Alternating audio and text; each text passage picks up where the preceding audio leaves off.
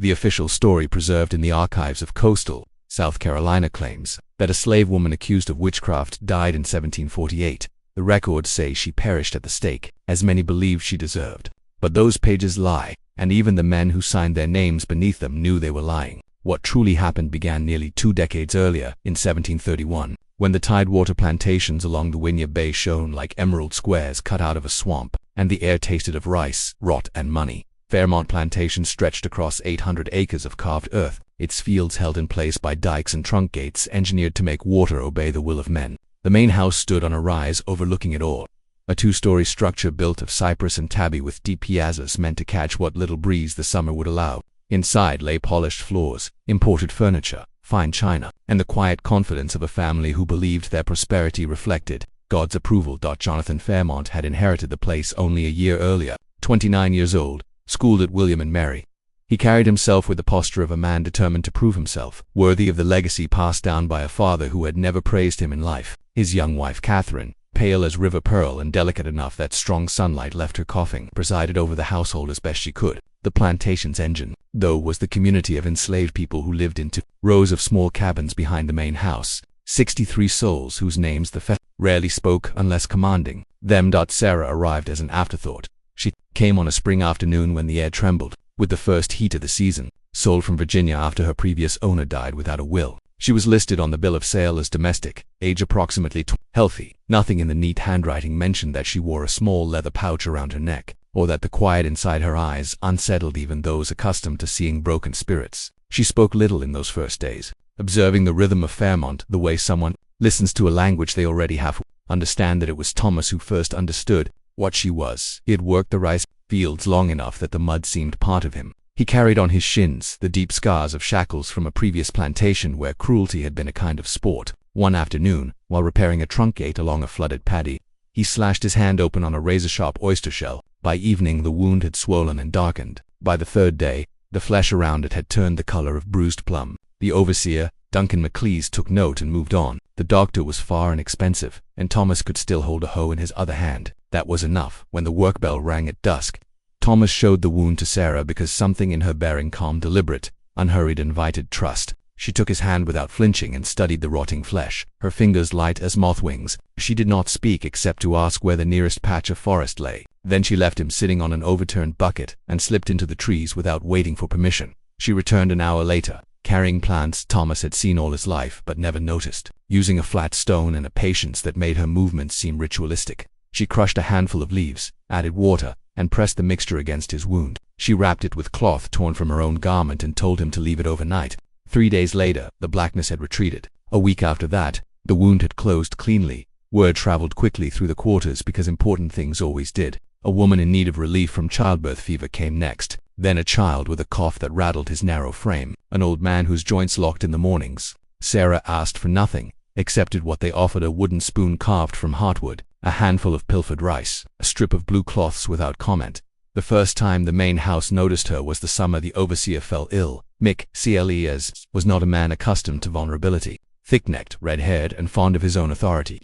He dismissed the first cramps that bent him double near the rice mill. By the 2nd day, he lay in his bed, unable to rise. His assistant rode to Georgetown for the doctor, but the man was attending a childbirth miles away. Catherine, who needed the overseer back at work for her husband's peace of mind, listened when one of the house girls quietly suggested the new woman in the quarters. Sarah entered the overseer's small house and read his illness as if it were a map she had walked before. Something he had eaten, something he had drunk, something that must be eased out of his body but not forced violently. She brewed bark and root into a bitter tonic and made him drink it while she watched. In 4 days he was back in the saddle, shouting across the fields as though the whole thing had been an inconvenience. Jonathan noted it in the plantation ledger with dispassionate curiosity. Slave woman Sarah possesses knowledge of herbcraft, useful for household application.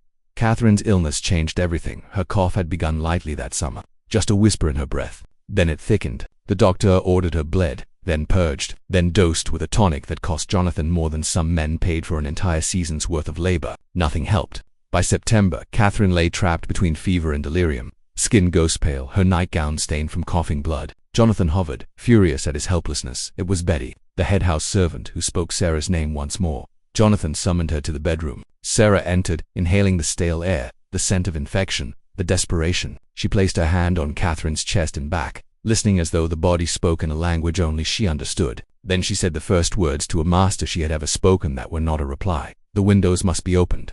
The doctor had said drafts were dangerous, but Jonathan, perhaps sensing his wife slipping beyond his reach, obeyed Sarah.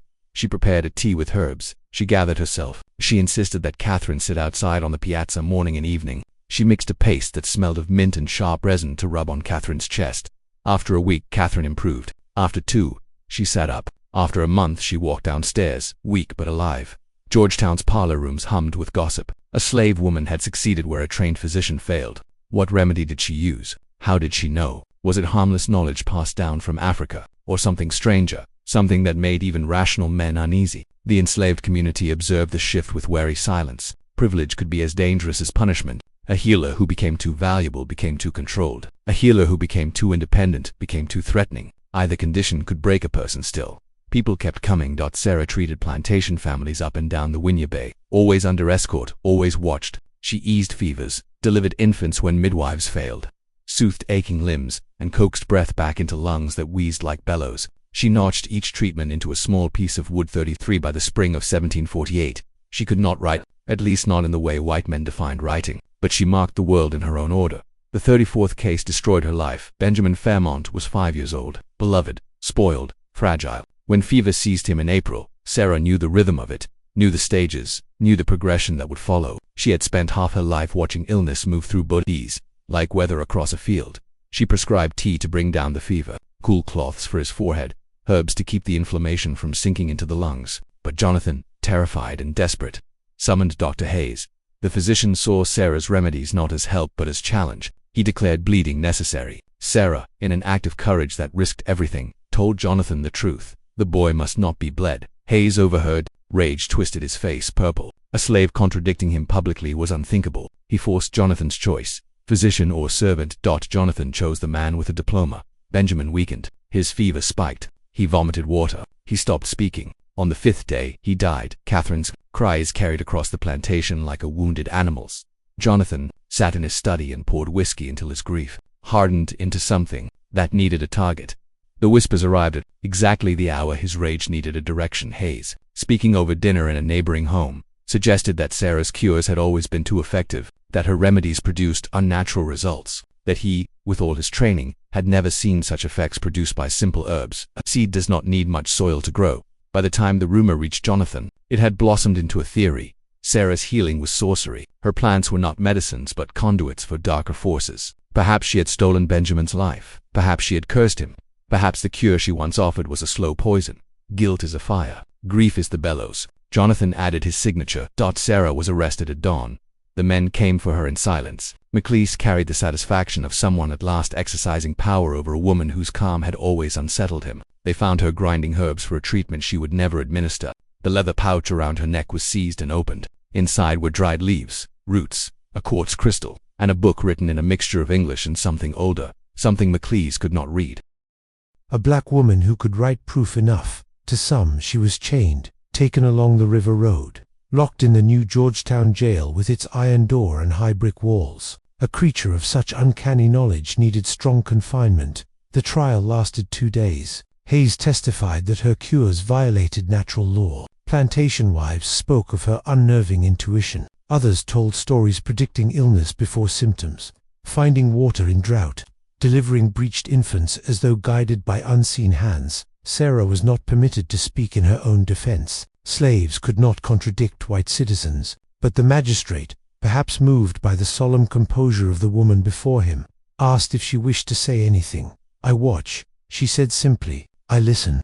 I learn. Plants speak, if you look at them long enough. Illness speaks to. There is no magic, only attention. Too much attention, apparently." She was sentenced to burn at dawn on June 1st. For 2 days she sat in her cell, her back against the cold wall, waiting. The jailer, Hosea Jenkins, brought her food twice a day. He was a quiet man with the tired eyes of someone who had never been paid enough to believe in the righteousness of his work. His daughter Martha suffered from crippling headaches. Sarah looked at him once, noted the strain around his eyes, and told him quietly what remedy the girl needed. She should not have known. She should not have spoken. But her nature was to heal, even when healing endangered her. He tried her advice. By morning, Martha was laughing again. That night, Jenkins unlocked Sarah's cell. He told her nothing except where to walk, which paths to avoid, which rivers to follow inland. He gave her a bundle of food, a knife, flint. In 10 minutes, he said, his voice unsteady,